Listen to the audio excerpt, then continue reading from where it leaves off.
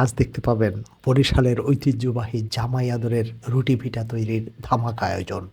রুটি পিঠা তৈরির জন্য মূলত চালের গুঁড়া, পানি আর লবণ লাগে। পিঠা তৈরির জন্য সবার আগে দরকার চালের গুঁড়ো। এই চালের গুঁড়ো দুরকম হয়, এক শুকনো আতপ বা পোলার চালের গুঁড়া, আবার এই চাল ভিজিয়ে রেখে অথবা মেশিনে চালের গুঁড়া। অবশ্য ভেজা চাল থেকে যে গুঁড়া তৈরি হয় সেই গুঁড়ায় তৈরি পিঠা ভালো, নরম এবং ফুলে।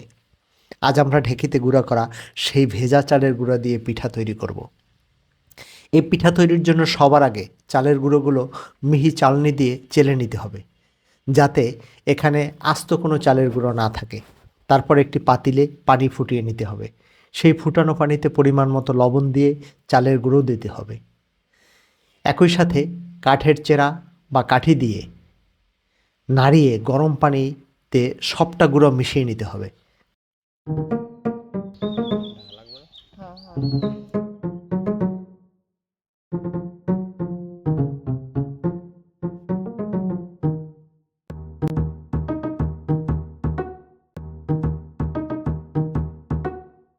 কাই সিদ্ধ হলে কাইগুলো বড় ডালা অথবা আমাদের বরিশালের আঞ্চলিক ভাষায় বলে ডোঙ্গা, যাতে তাল বা খেজুরের রস জাল দেওয়া হয়, সেই পাত্রে ঢেলে এভাবে মাজতে হবে। এ কাজ যত বেশি মাজা হবে তত পিঠা ভালো হবে, পিঠা ফুলবে। দেখতে পাচ্ছেন এখন অনেক মানুষ একসাথে কাঠগুলোকে মিহি করছে। ঠিকঠাক কাঠ তৈরি হওয়ার পরে প্রথমে গোল করে পরে রোল করা হয়। দেখতে পাচ্ছেন সেই কায়ের রোল কিভাবে সুতা দিয়ে আবার বিস্কিটের মতো কাটা হচ্ছে।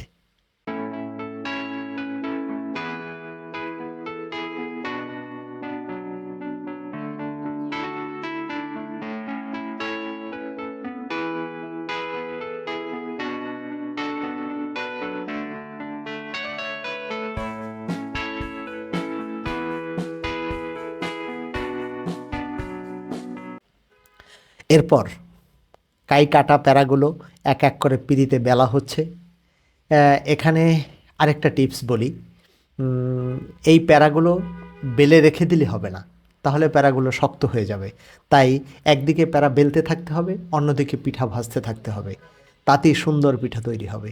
এই পিঠা চাইলে গ্যাসের চুলায় ভাজা যায়, আবার মাটির চুলায় ভাজা যায়।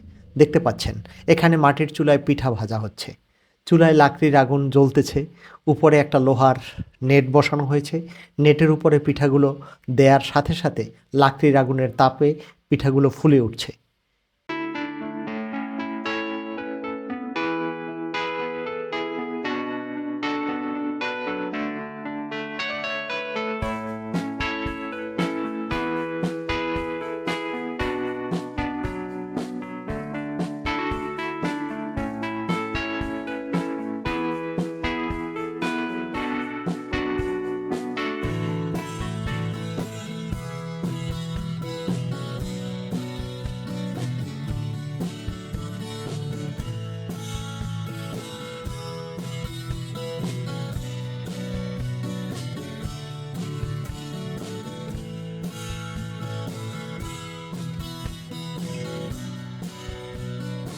এটাই আসলে বরিশালের ঐতিহ্যবাহী রুটি পিঠা তৈরির টেকনিক।